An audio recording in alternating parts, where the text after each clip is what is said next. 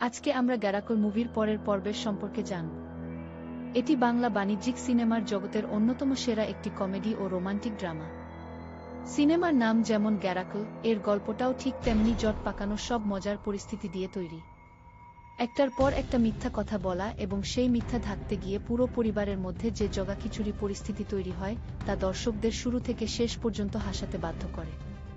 বিশেষ করে প্রসেনজিৎ চ্যাটার্জি এবং যিশু সেনগুপ্তের মধ্যকার দুর্দান্ত স্ক্রিন শেয়ারিং ও কমিক টাইমিং সিনেমাটির বড় ইউএসপি ছিল। সাথে রচনা ব্যানার্জি ও কাঞ্চন মল্লিকের মতো অভিনেতাদের সাবলীল অভিনয় সিনেমাটিকে আরও বেশি প্রাণবন্ত করে তুলেছে।